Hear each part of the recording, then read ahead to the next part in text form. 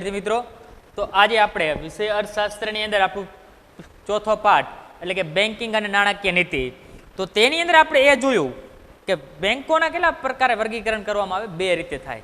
એ તો તમને ખબર છે, એક વેપારી બેંક અને મધ્યસ્થ બેંક. તો વેપારી બેંક અંગે આપણે પણ ભણ્યા, એના કાર્ય જોયા.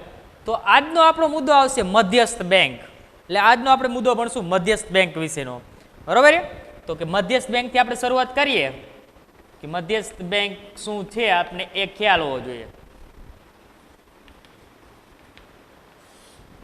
તો પહેલો તો આપણે મધ્યસ્થ બેંકની અંદર શરૂઆત કરીએ એટલે આપણે એ ખબર હોવી જોઈએ કે દરેક દેશમાં એક મધ્યસ્થ બેંક હોય, બરોબર. અમેરિકા હોય, ફ્રાન્સ હોય, જાપાન હોય, ઇટાલી હોય, તો દરેક દેશની અંદર એક મધ્યસ્થ બેંક હોય. આપણા દેશની અંદર એક મધ્યસ્થ બેંક છે, કઈ છે? આરબીઆઈ, બરોબર, રિઝર્વ બેંક ઓફ ઇન્ડિયા. એટલે કે દરેક દેશમાં એક મધ્યસ્થ બેંક હોય છે. તો પહેલો જ મુદ્દો આપણે એ યાદ હોવો જોઈએ કે દરેક દેશમાં એક મધ્યસ્થ બેંક હોય છે.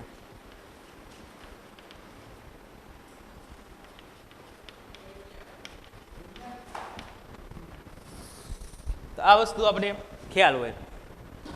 ત્યારબાદ જે દેશની તમામ, હવે એ મધ્યસ્થ બેંક શું કાર્ય કરે છે કે જે દેશની તમામ બેંકોની કામગીરીનું સંચાલન કરે, મૂલ્યાંકન કરે અને અંકુશની કામગીરી બજાવે છે.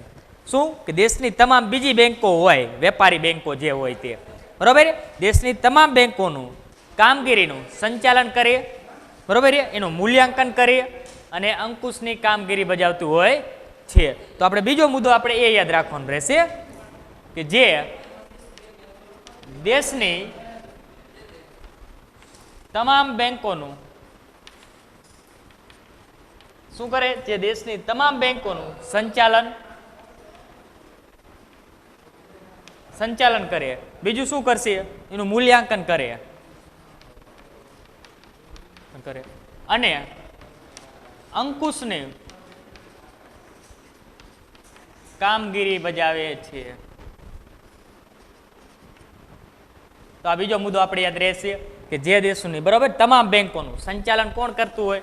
કે તમામ બેંકોનું સંચાલન, કામગીરીનું સંચાલન, બરોબર, મધ્યસ્થ બેંક કરે છે. એની ઉપર મૂલ્યાંકન પણ લે છે અને અંકુશ એટલે કે દેખરેખ પણ કોણ રાખે છે બધી જ બેંકો ઉપર? તો કે મધ્યસ્થ બેંક જે હોય ને તે આપણા દેશની બધી જ બેંકો ઉપર શું કરે? દેખરેખ રાખતી હોય છે. જેના લીધે મધ્યસ્થ બેંક ગ્રાહકોના તથા પ્રજાના હક અને હિતની જાળવણી કરવાની કામગીરી બજાવે છે. શું થશે? જેના લીધે મધ્યસ્થ બેંક ગ્રાહકોના હિતની જાળવણી કરે છે, બરોબર. એટલે કે ગ્રાહકોના હિતનું કોઈ પણ કાર્ય હોય તો એની જાળવણી પણ કોણ કરશે? તો કે મધ્યસ્થ બેંક કરતી હોય છે. તો આ વસ્તુ પણ આપણે ખ્યાલ હોવો જોઈએ. ત્યારબાદ આગળ જોઈએ કે નાણાં બજારમાં અને બેન્કિંગ ક્ષેત્રે મદદ કરવાનું અને તેનું નિયંત્રણ કરવાનું અને તેને પ્રોત્સાહન આપવાનું કાર્ય કરે છે. જો નાણાં બજારની અંદર પણ, એટલે કે નાણાં બજાર એટલે કે નાણાં જ્યાં વધારે હોય, બરાબર, નાણાં જથ્થાની અંદર જે સમાવેશ થતો હોય એવા બજારમાં, એટલે કે બેન્કિંગ ક્ષેત્રની અંદર, કે નાણાં બજારમાં બેન્કિંગ ક્ષેત્રને મદદ કરવાનું, નાણાં બજારમાંથી બેન્કિંગ ક્ષેત્રને મદદ કરવાનું, પછી એમને નિયંત્રણ આપવાનું, બરાબર, નિયંત્રણ કરવાનું અને એમને પ્રોત્સાહન આપવાનું કાર્ય કોણ કરે છે? તો કે આ મધ્યસ્થ બેંક કરતી હોય છે. કોને? બેંકોને. નાણાં બજારમાં બેંકોને મદદ કરતી હોય છે આ કાર્યમાં. તો એ મુદ્દો આપણે લેશું કે નાણાં બજારમાં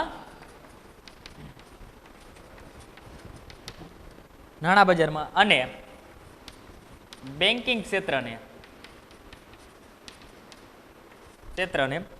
મદદ કરવાનું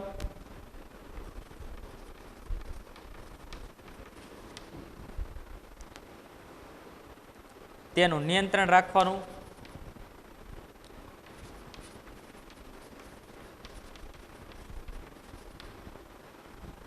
અને તેને પ્રોત્સાહન આપવાનું કાર્ય કરે છે.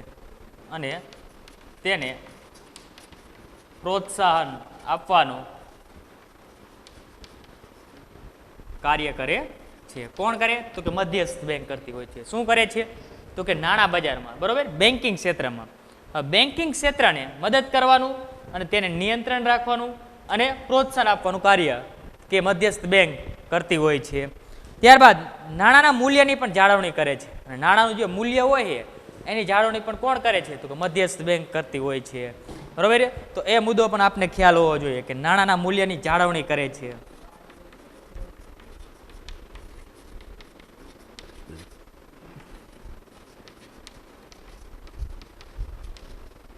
કે નાણાંનું મૂલ્ય હોય એની જાળવણીનું કાર્ય પણ મધ્યસ્થ બેંક કરતી હોય છે. ત્યારબાદ નાણાકીય નીતિઓ ઘડે છે. હવે નાણાકીય નીતિઓ એટલે કે રિવર્સ રેપો રેટ આગળ આપણે જોઈશું, બરોબર. જે મધ્યસ્થ બેંક દ્વારા જે માંગ અને પુરવઠા આધારે કેટલા નાણાંની જરૂર હોય, બરોબર, તો એ નાણાકીય નીતિ પણ કોણ ઘડે છે? તો કે નાણાકીય નીતિ મધ્યસ્થ બેંક ઘડે છે. તો એ મુદ્દો પણ આપણે ખ્યાલ હોવો જોઈએ કે નાણાકીય નીતિ મધ્યસ્થ બેંક ઘડે છે.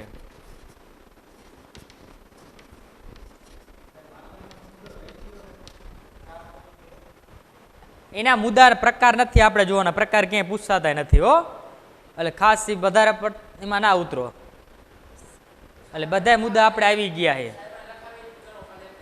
હા એ સાહેબ એ બધા એમ તો ખોટી ના હવે. હાલો હવે આગળનો બીજો મુદ્દો કે આર્થિક સ્થિરતાની જવાબદારીઓ પણ સ્વીકારતી હોય છે. એટલે કે આર્થિક સ્થિરતાની જે જવાબદારીઓ હોય એ કોણ સ્વીકારે છે? તો કે મધ્યસ્થ બેંક સ્વીકારે છે. તો એ પણ આપણે ખ્યાલ હોવો જોઈએ. તો કે આર્થિક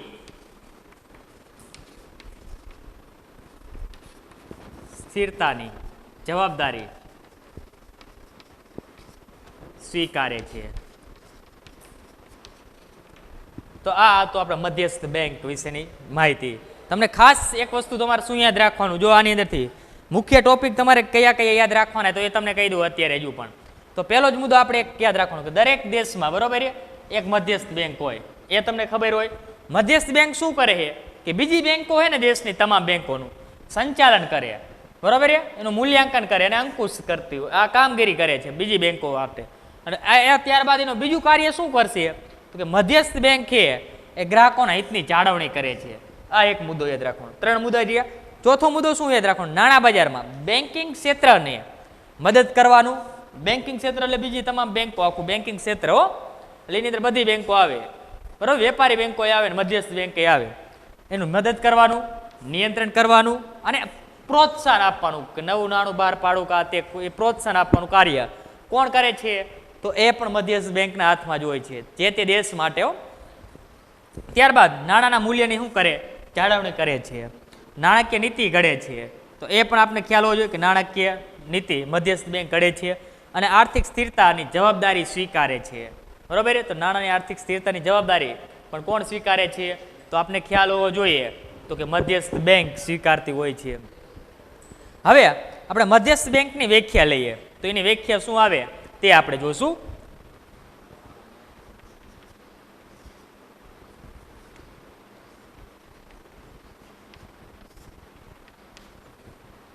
તો એની વ્યાખ્યા આજે લઈશું આપણે કે એવી સંસ્થા કે જેને દેશના સામાન્ય હિત માટે અર્થતંત્રમાં નાણાંના જથ્થાના વિસ્તરણ અને સંકોચનની જવાબદારી સોંપવામાં આવેલી હોય.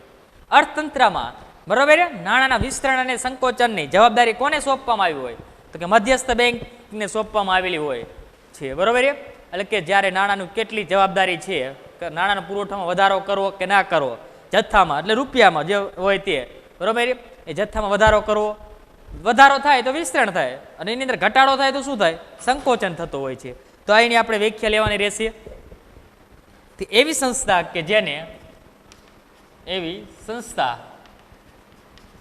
કે જેને દેશના સામાન્ય હિત માટે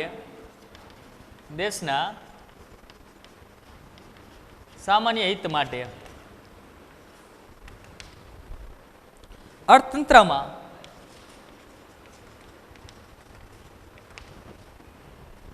નાણાંના જથ્થાના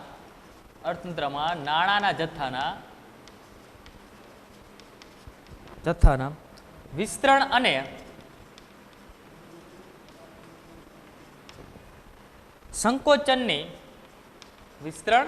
અને સંકોચનની જવાબદારી સોંપવામાં આવી હોય છે.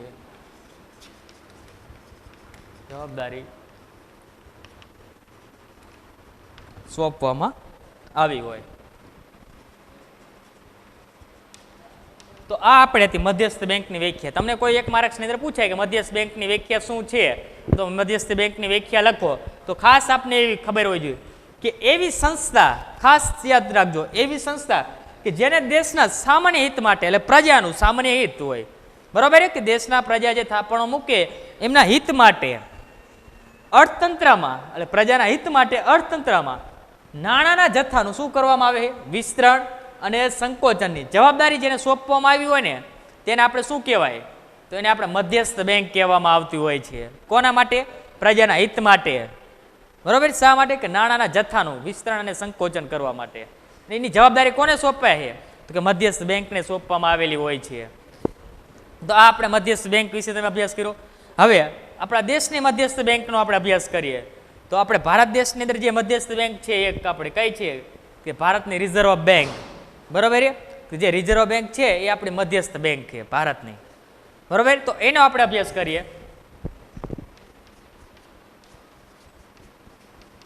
ભારતની રિઝર્વ બેંક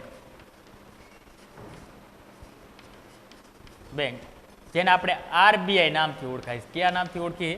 આરબીઆઈ. અને આરબીઆઈનું પૂરું નામ શું થાય? કે રિઝર્વ બેંક ઓફ ઇન્ડિયા એનું પૂરું નામ થતું હોય છે. જે આપણા દેશની શું છે? મધ્યસ્થ બેંક છે. ખાસ યાદ રાખજો, મધ્યસ્થ બેંક આપણા દેશની તમને કોઈ પૂછે તો આરબીઆઈ થાય. તો હવે એની અંદર આપણે જોઈએ તો 1934ના આરબીઆઈના ધારા મુજબ આપણે એનો મુદ્દો શરૂઆત કરીએ કે 1934ના આરબીઆઈની અંદર બેંકનો ધારો મંજૂર થયો છે, બરાબર.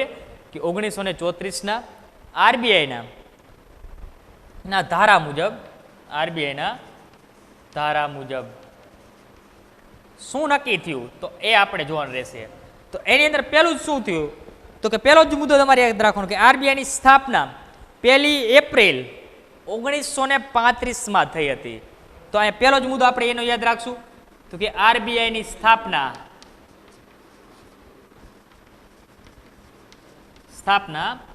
1 એપ્રિલ 1935માં થઈ. આ પહેલો મુદ્દો આપણે આવશે. 1935ના રોજ આરબીઆઈની સ્થાપના થઈ હતી. હવે આગળનો બીજો મુદ્દો આપણે શું લેવાનો તો કે આરબીઆઈની સ્થાપના થઈ કયા ક્ષેત્ર હેઠળ થઈ હતી તો એ આપણે ખાસ ખ્યાલ હોવો જોઈએ. તો જ્યારે આરબીઆઈની સ્થાપના થઈ ને ત્યારે 5 કરોડ ખાનગી મૂડી રોકાણ અને આરબીઆઈ સ્થપાણી હતી. કેવા? ખાનગી મૂડી રોકાણે 5 કરોડની હો. તો 5 કરોડના ખાનગી મૂડી રોકાણે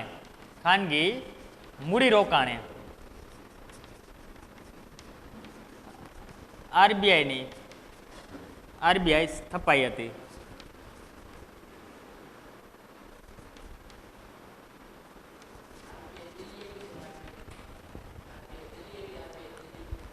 રિઝર્વ બેંક, બરોબર. આરબીઆઈ ક્યારે? કે 5 કરોડના ખાનગી મૂડી રોકાણે, બરોબર. ખાનગી મૂડી રોકાણ એટલે શબ્દ આપને ખ્યાલ હોવો જોઈએ કે ખાનગી એટલે શું, બરોબર. એ આપને ખ્યાલ જ છે બધાને. ને મૂડી રોકાણે આરબીઆઈની સ્થાપના થઈ હતી. તો આપણે એ પણ ખાસ યાદ રાખવાનું 5 કરોડો કેટલા રૂપિયા હોય? 5 કરોડ. એની સ્થાપના યાદ રાખજો. ત્યારબાદ શું આપણે જોવાનું તો કે 1 જાન્યુઆરી 1999માં આરબીઆઈનું શું કરવામાં આવ્યું તો કે રાષ્ટ્રીયકરણ કરવામાં આવ્યું હતું. ખાનગી ક્ષેત્રની હતી, હવે આરબીઆઈનું રાષ્ટ્રીયકરણ કરવામાં આવ્યું. ક્યારે? 1999ની અંદર. કઈ તારીખે? તો 1 જાન્યુઆરી 1999માં આરબીઆઈનું રાષ્ટ્રીયકરણ કરવામાં આવ્યું. તો આ વસ્તુ પણ આપણે ખ્યાલ હોવો જોઈએ કે આરબીઆઈનું રાષ્ટ્રીયકરણ ક્યારે કરવામાં આવેલું હતું તો કે 1 જાન્યુઆરી 1999ની અંદર. એક માર્ક્સના પ્રશ્નો આપણે ભાર દેવાનો. 10 પ્રશ્ન આપણે આવે વિકલ્પોને બધે 20 માર્ક્સનું પૂછાતું હોય છે, બરોબર. હવે આગળ જોતા જઈએ કે આરબીઆઈ દેશની સર્વોચ્ચ બેંક છે. તો આગળનો મુદ્દો આપણે યાદ હોવો જોઈએ કે આરબીઆઈ આપણા દેશની કેવી બેંક છે? સર્વોચ્ચ બેંક કહેવાય. આરબીઆઈ દેશની સર્વોચ્ચ બેંક છે.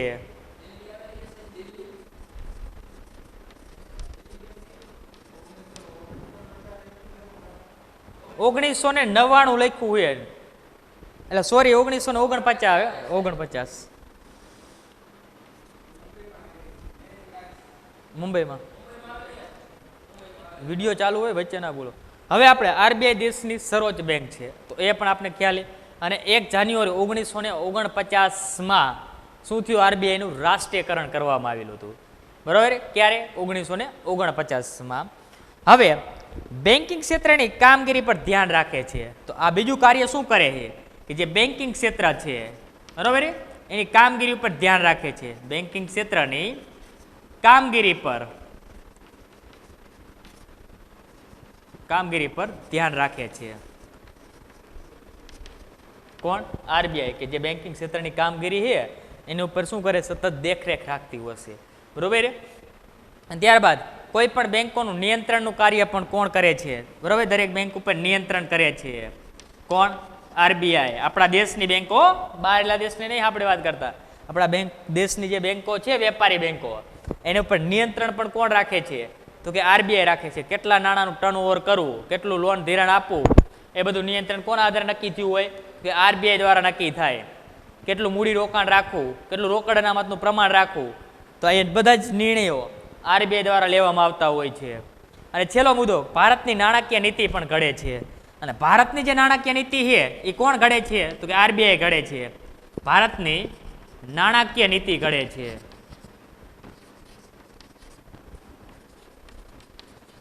તો આટલી વસ્તુ આપણે મધ્યસ્થ બેંક આપણે ખ્યાલ આવ્યો શું છે, એના આધારે આપણી ભારતની મધ્યસ્થ બેંક આપણે જોઈએ કે જે રિઝર્વ બેંક ઓફ ઇન્ડિયા.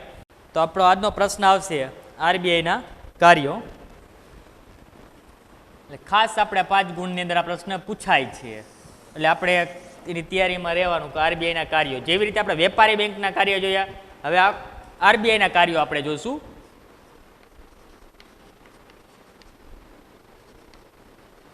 તો આરબીઆઈના આપણે મુખ્ય કાર્યો 2 હોય. આરબીઆઈના કાર્યોમાં એના મુખ્ય કાર્ય કેટલા છે? તો કે 2. એક તો આરબીઆઈના નાણાકીય કાર્યો અને એક બીજો આ પ્રશ્ન આપણે આવશે આરબીઆઈના બિન નાણાકીય કાર્યો. તો એમાંનો આજે આપણે પહેલો પ્રશ્ન, આજે પહેલો આપણે એનો મુદ્દો જોઈશું કે આરબીઆઈના નાણાકીય કાર્યો કયા કયા છે. તો એ આપણે લેશું. તો એનો આપણે એ કરીને પહેલો મુદ્દો લઈએ કે આરબીઆઈના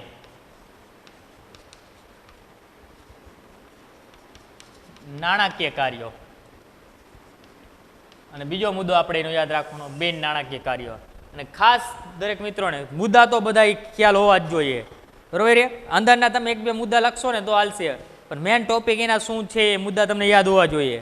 તો એ રીતે આરબીઆઈના નાણાકીય કાર્યોની અંદર એનો મુદ્દો આપણે પહેલો જોઈએ. તો શું આવે? કે ચલણ બહાર પાડવાનું કાર્ય કરે છે. કોણ? કે રિઝર્વ બેંક ઓફ ઇન્ડિયા. તો પહેલો જ મુદ્દો આપણે યાદ રાખશું કે ચલણ બહાર પાડવાનું કાર્ય.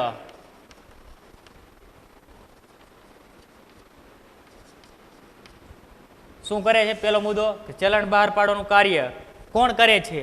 તો આપને ખ્યાલ હવે આવી ગયો કે મધ્યસ્થ બેંક હોય ને એ ચલણ બહાર પાડતી હોય છે. તો એની અંદર પણ આપણે ખાસ શું જોવાનું? તો કયા કયા મુદ્દા? તો રૂપિયા 2 અને 2 થી વધુ રકમની નોટો છાપવાની અને બજારમાં મૂકવાની ફરજ આરબીઆઈ બજાવે છે. શેના? કે રૂપિયા 2 ના સિક્કા હોય, બરોબર, રૂપિયા 2 અથવા તેથી વધુ રકમની, એટલે 2 કે તેથી વધુ રકમની નોટો હોય, તો એ બધા જ પ્રકારની નોટો છાપવાની અને બજારની અંદર મૂકવાનું કાર્ય કોણ કરે છે? તો પહેલું જ કાર્ય આરબીઆઈ કરે છે. તો એ આપણે ખ્યાલ હોવો જોઈએ. તો કે રૂપિયા 2 અને 2 થી વધુ રકમની નોટો છાપવાનું અને બજારમાં મૂકવાની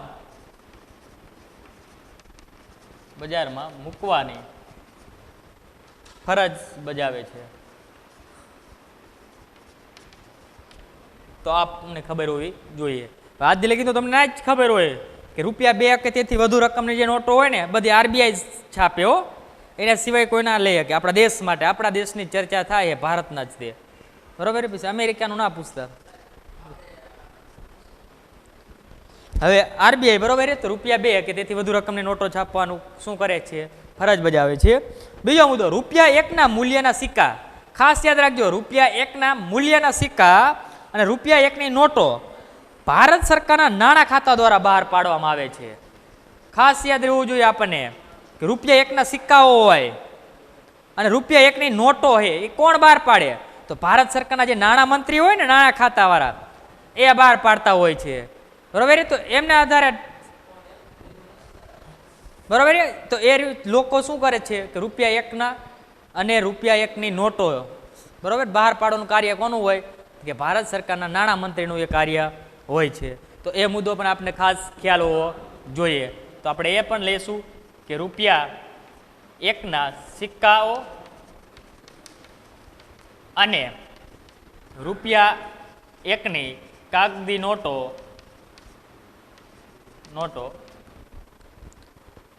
ભારત સરકારના નાણાં ખાતા દ્વારા ભારત સરકારના નાણાં ખાતા દ્વારા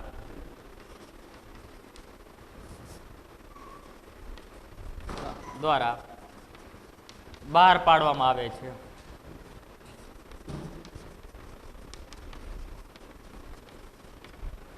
તો ભારત સરકારના જે નાણાં ખાતા છે તો એમના દ્વારા રૂપિયા એક નો સિક્કાઓ અને રૂપિયા એકની નોટો બહાર પાડવામાં આવતી હોય છે. એ સિવાય બાકીના બધા જ રૂપિયા કોણ બહાર પાડે? તો કે આરબીઆઈ બહાર પાડતા હોય છે. હવે સરકારના એજન્ટ તરીકે આરબીઆઈ તેમની વહેંચણી કરવાની જવાબદારી નિભાવે છે. એક સરકારના એજન્ટ તરીકેનું પણ કાર્ય તે કરે છે અને એમની વહેંચણી હોય બરોબર, ગમે અલગ અલગ રીતે નાણાંની વહેંચણી કરવાની હોય. તો નાણાંની વહેંચણી કરવાનું જવાબદારી કોણ સ્વીકારે? તો આરબીઆઈ સ્વીકારતી હોય છે. બરોબર કે અલગ અલગ પ્રકારે નાણાંની વહેંચણી પણ કરવાનું કાર્ય સ્વીકારતી હોય છે. તો આપણે એ મુદ્દો લેશું કે સરકારના એજન્ટ તરીકે સરકારના કરવાની જવાબદારી પણ નિભાવે છે. અને આરબીઆઈ શું કરશે પછી? તો કે રૂપિયા એકના સિક્કાઓ, નોટો ને બધું બહાર પાડ્યું. હવે એમને અલગ અલગ રીતે વહેંચણી તો કરવી પડશે ને. તો એની વહેંચણી કરવાનું કાર્ય પણ કોણ સ્વીકારે છે? તો કે આરબીઆઈ સ્વીકારે છે. તો આ પહેલો જ મુદ્દો તમને નાણાકીય કાર્યોની અંદર યાદ રહેવો જોઈએ કે ચલણ બહાર પાડવાનું કાર્ય. બરોબર છે સાહેબ? રેકોર્ડિંગ ચાલુ છે ને? હવે આગળ બીજો મુદ્દો આપણે લેશું કે સરકારની બેંક તરીકેનું કાર્ય.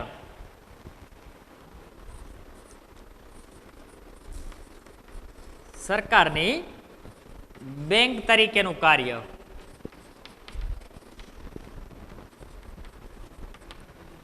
તો આપણે આ મુદ્દો લઈશું સરકારની બેંક તરીકેના કાર્યની અંદર.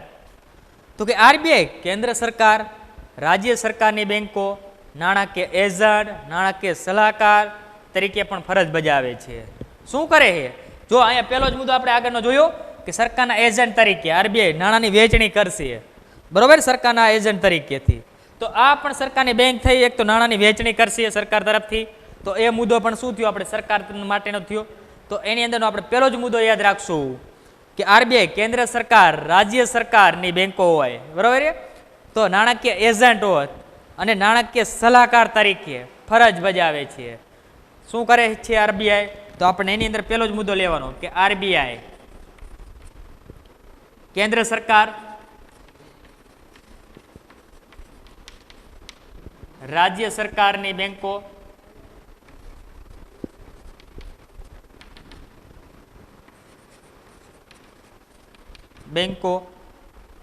નાણાકીય એજન્ટ તરીકે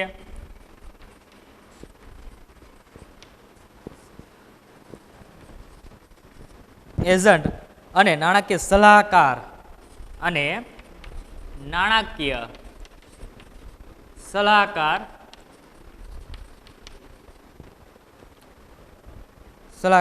તરીકે ફરજ બજાવે છે.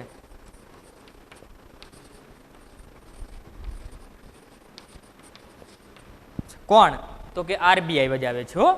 જે રાજ્યની કે સરકારની બેંકો હોય ને એની અંદર શું કરે છે કે નાણાકીય સલાહકાર તરીકેની ફરજ બજાવશે બરોબર, અથવા નાણાકીય એજન્ટ તરીકેનું કાર્ય કરશે. તો આ બધા કાર્ય કોણ કરે? તો કે આરબીઆઈ કરતી હોય છે.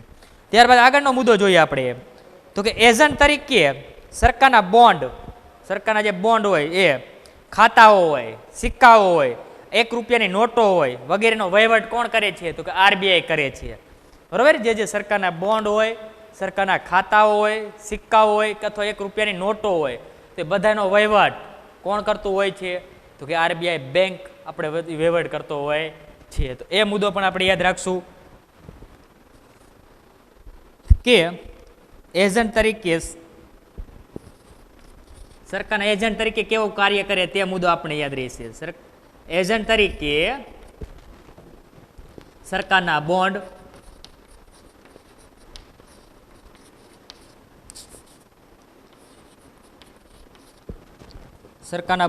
ખાતાઓ હોય, સિક્કાઓ હોય, 1 રૂપિયાની નોટો હોય,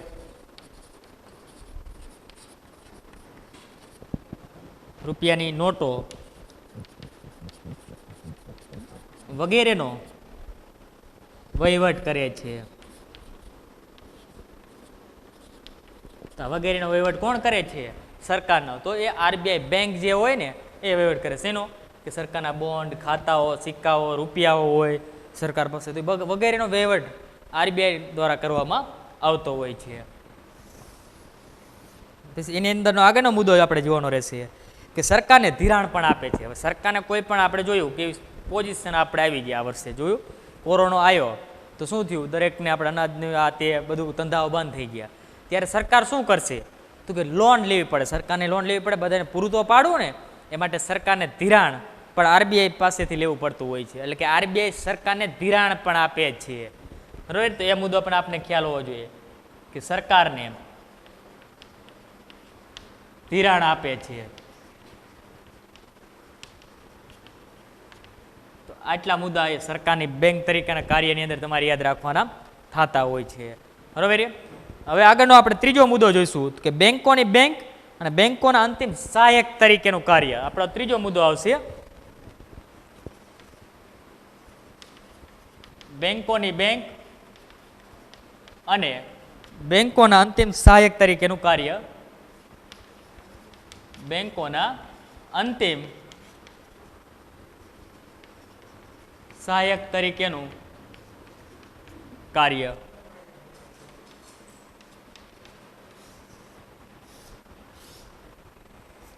તો આ ત્રીજો મુદ્દો તમારે યાદ રાખવાનો રહેશે કે શું કે બેંકોના બેંક તરીકે અને બેંકોના અંતિમ સહાયક તરીકે શું છે તેનું કાર્ય કરતી હોય છે અન્ય બેંકોની સહાય માટે. બરાબર, સહાયક તરીકે. તો એની અંદર જોઈશું કે આરબીઆઈ તમામ બેંકોનું નિયમન અને નિયંત્રણ રાખે છે. તો આ મુદ્દો આપણે યાદ રાખશું કે આરબીઆઈ તમામ બેંકો એટલે કે દેશની તમામ બેંકોનું નિયમન અને નિયંત્રણ રાખે છે.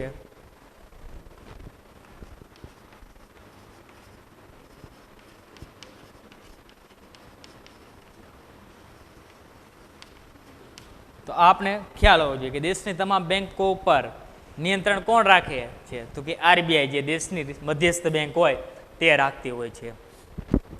બેંકોને રોકડ અનામતનું સંચાલન કરે છે. એટલે બેંકોને રોકડ અનામત CRR આગળ આપણે જોઈને આવ્યા શાક સર્જનની અંદર, તે રોકડ અનામતનું સંચાલન કોણ કરે છે તો કે આરબીઆઈ કરતી હોય છે. બરોબર કે બેંકોની રોકડ અનામતનું સંચાલન કરે છે. બેંકોની રોકડ અનામતનું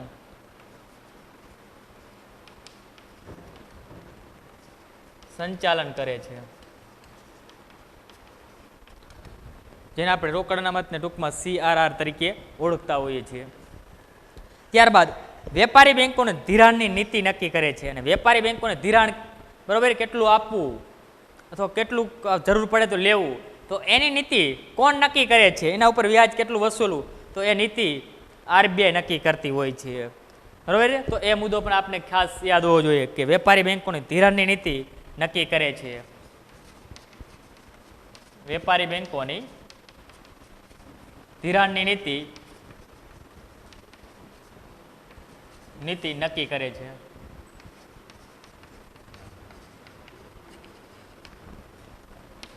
ત્યારબાદ આપણે ચોથો મુદ્દો એનો યાદ રાખવાનો રહેશે, વ્યાજનો દર પણ નક્કી કરે છે. વ્યાજનો દર કેટલો રાખવો, એટલે વ્યાજનો દર પણ કોણ નક્કી કર્યું હોય તો કે આરબીઆઈ દ્વારા નક્કી કરવામાં આવેલો હોય છે.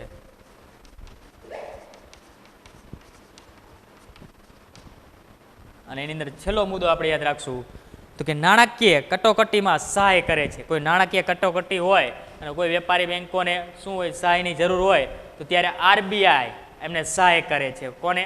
અન્ય બેંકોને. એટલે કે નાણાકીય કટોકટીમાં સહાય કરે છે.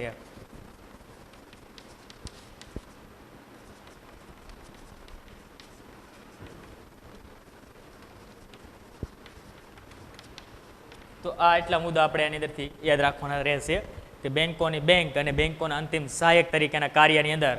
તો પહેલો જ મુદ્દો તમારે શું યાદ રાખવાનો કે તમામ દેશની બેંકો છે એની ઉપર નિયમન અને નિયંત્રણ કોણ રાખે છે, તો એ આપણે ખ્યાલ હોવો જોઈએ કે આરબીઆઈ રાખતી હોય, બરોબર છે. રોકડ અનામતનું જે પ્રમાણ હોય તો એનું સંચાલન પણ આરબીઆઈ દ્વારા કરવામાં આવતું હોય છે, અને ધિરાણની નીતિ છે તો એ પણ આરબીઆઈ દ્વારા નક્કી કરવામાં આવતી હોય છે, એનો વ્યાજનો દર પણ આરબીઆઈ દ્વારા નક્કી થતો હોય છે, અને છેલ્લે નાણાકીય કટોકટીમાં સહાય પણ અન્ય બેંકોને કોણ કરે છે, તો કે આરબીઆઈ કરતી હોય છે. તો આ આપણે તો નાણાકીય એના કાર્યોની અંદરનો આપણો ત્રીજો મુદ્દો હતો. હવે આજનો આપણે છેલ્લો મુદ્દો જોઈએ, શાખ નિયમની કામગીરી.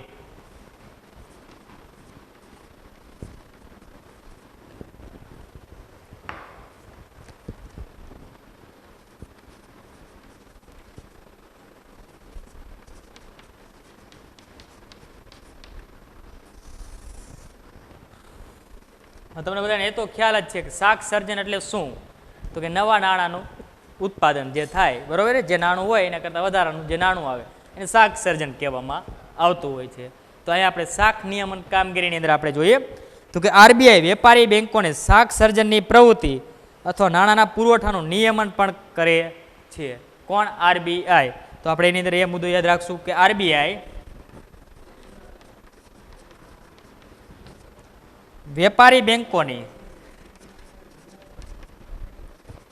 બેંકોની જે શાક સર્જનની પ્રવૃત્તિ હોય, એટલે કે વેપારી બેંકો દ્વારા જે નાણાંના ઉત્પાદન વધારો કરવાની જે પ્રવૃત્તિ હોય, સર્જનની પ્રવૃત્તિ તથા નાણાંના પુરવઠાનું નિયમન કરે છે. નાણાંના પુરવઠાનું નિયમન કરે છે. કોણ કરે? તો કે આરબીઆઈ. ખાસ આની અંદરથી તમારે શું યાદ રાખવાનું કે આરબીઆઈ જે છે તે વેપારી બેંકો, બરોબર, શાક સર્જનની જે પ્રવૃત્તિ કરશે, એટલે કે નવા નાણાંનું ઉત્પાદન થાય જે અત્યારે વર્તમાન અંદર હોય એના કરતાં વધારે નાણાંનું ઉત્પાદન, એનું શાક સર્જનની પ્રવૃત્તિ અને પુરવઠાનું જે હોય, નાણાંનો જેટલો પુરવઠો હોય એની ઉપર નિયમન કોણ કરે છે, તો એની ઉપર નિયમન આરબીઆઈ કરતું હોય છે. તો આપણે અહીંયા રાખીએ.